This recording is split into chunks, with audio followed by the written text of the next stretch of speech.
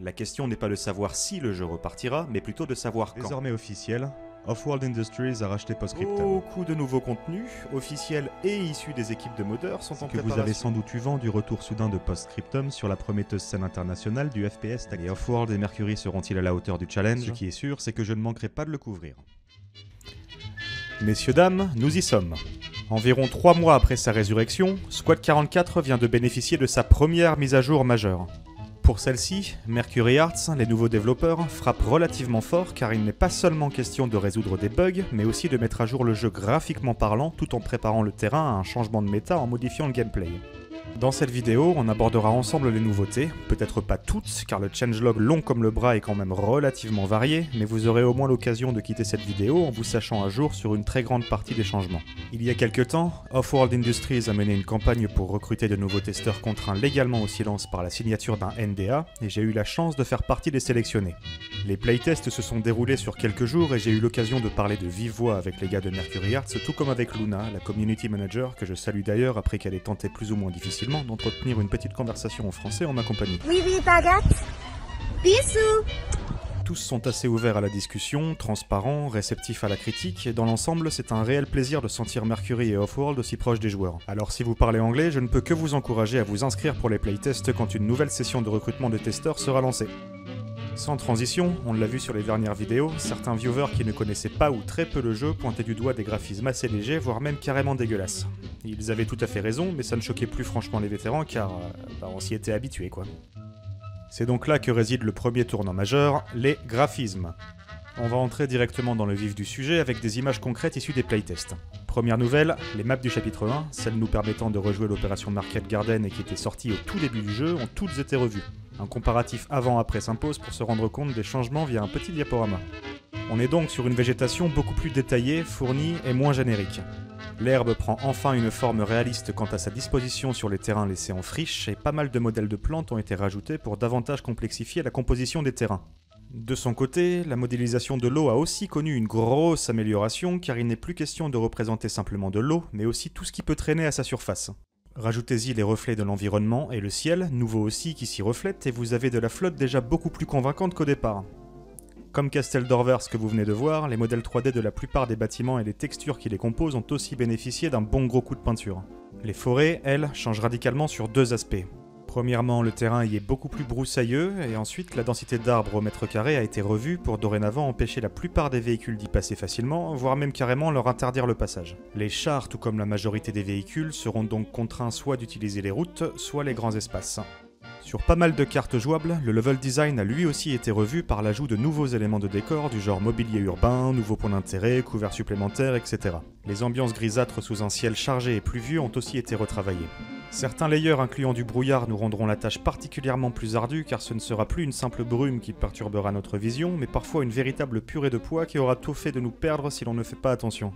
Les nuits ne sont pas en reste non plus, car le ciel étoilé est maintenant nettement plus beau et les rayons de la lune rendent, faut bien l'avouer, l'ambiance beaucoup plus sexy dans un cocktail qui ne sera pas sans rappeler celui que les développeurs de Chapter Richelieu ont façonné pour leur carte Bénouville. Au niveau des performances, avec le jeu en Full HD, mes FPS étaient assez stables pendant les playtests où nous sommes parfois montés à plus de 60 joueurs. Je ne saurais pas parler pour les petites configs et l'avenir nous dira si leurs performances seront très impactées, mais avec mon propre setup dont je vous mets les caractéristiques dans la description, je n'ai pas particulièrement eu à me plaindre. Histoire que vous puissiez voir ce que ça donne en conditions réelles, on va partir sur des vidéos tirées des playtests pour que vous puissiez voir par vous-même ce que ça donne.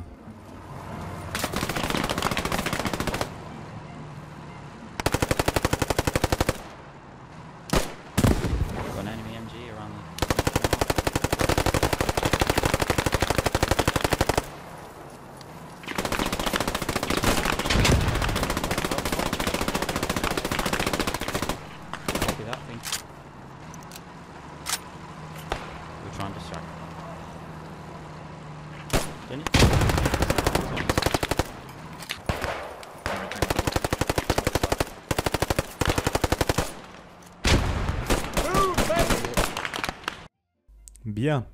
Après avoir rendu le jeu tout beau, les développeurs se sont attelés à modifier la méta du jeu. Avant, la stratégie optimale pour capturer un point était relativement simple et il fallait la réitérer autant de fois que le layer comportait d'objectifs, à savoir chasser les spawns.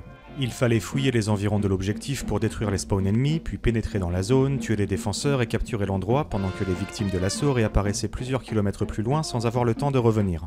Cette méta de la chasse au spawn risque d'être moins efficace pour les attaquants car les développeurs ont fait le choix maintenant de reprendre la mécanique des FOB de squad. Je vous explique. Première chose à savoir, dorénavant, les MSP, les camions de réapparition, n'existent plus en offensive. Par contre, les escouades d'infanterie disposent de 2 véhicules qui peuvent transporter aussi bien des hommes que du matériel de construction.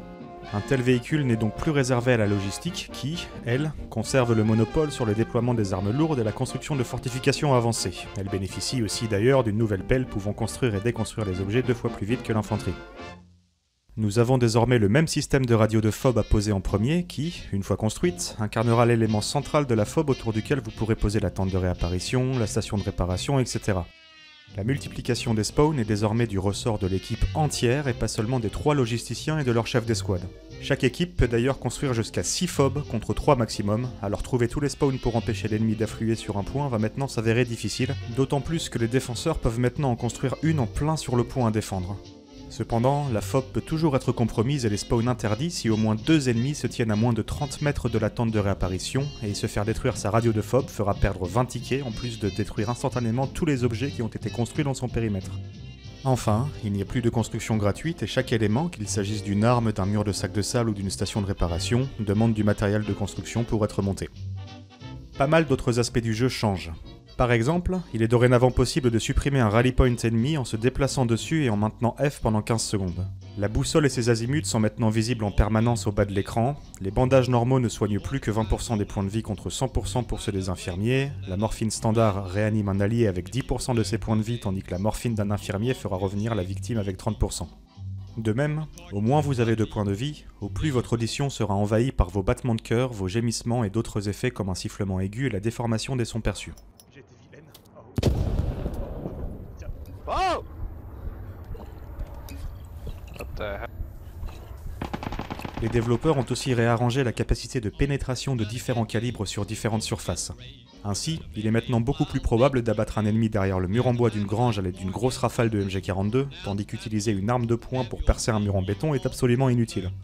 Pas mal de petits changements pour accroître le confort en jeu et le rendre moins compliqué à prendre en main pour les nouveaux ont enfin été apportés et rendront l'expérience plus agréable pour tous, avec par exemple le retrait de la collision pour les petits éléments de décor qui bloquaient autrefois les véhicules, alors que ces derniers ne devraient avoir en théorie aucun mal à passer au travers ou à rouler dessus. J'aimerais continuer à parler de la myriade de petits ajouts et de modifications de gameplay que cette mise à jour apporte, mais si je m'y risquais, on se retrouverait bien vite avec une vidéo de plusieurs heures, et je vais vous le dire franchement, j'ai pas envie de me faire dégommer par mon monteur. Riette, pose ce couteau s'il te plaît. Oui, certes, le fait que j'ai la flemme est aussi à prendre en compte, bref. Au niveau des bugs maintenant, certains étaient présents sur le jeu depuis des mois, voire même des années pour quelques-uns. Malheureusement, la mécanique de towing n'a toujours pas été réintégrée dans le jeu, mais les dizaines et les dizaines de lignes du changelog prouvent que Mercury Arts, avant de vouloir ajouter du nouveau contenu, a fait le choix de faire un grand coup de nettoyage pour repartir sur une base saine. Pour les mêmes raisons qui font que cette vidéo ne parle pas des modifications de gameplay mineures, je ne listerai pas non plus toutes les corrections de bugs, mais vous pourrez retrouver le changelog entier dans la description de la vidéo si vous voulez vous renseigner sur la totalité des apports de cette mise à jour. Une chose est sûre, il y en a un gros paquet.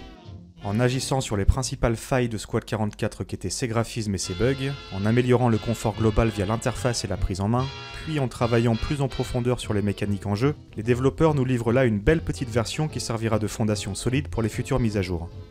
Je ne pense pas que des milliers de joueurs se presseront sur les serveurs à la suite de ces annonces, mais ça sera sans doute décisif au moment de fidéliser les nouveaux joueurs qui afflueront quand de nouveaux contenus sera ajouté au jeu.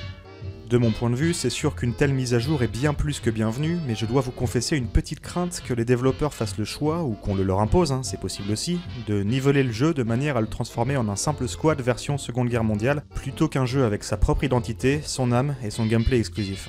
Enfin, ce n'est à l'heure actuelle heureusement pas le cas et on ne va pas prêter de fausses intentions ni à Mercury Arts ni à Offworld Industries qu'on aura plutôt tendance à remercier pour avoir tiré notre jeu préféré des griffes de l'oubli. Si vous êtes encore là à m'écouter déblatérer, de 1, je vous remercie, et de 2, n'hésitez pas à lâcher un commentaire si vous avez une suggestion ou s'il y a un sujet que vous aimeriez que je traite. Qui sait, vous aurez peut-être de bonnes idées pour nous mettre sur les rails de la fortune, de la gloire et de la richesse.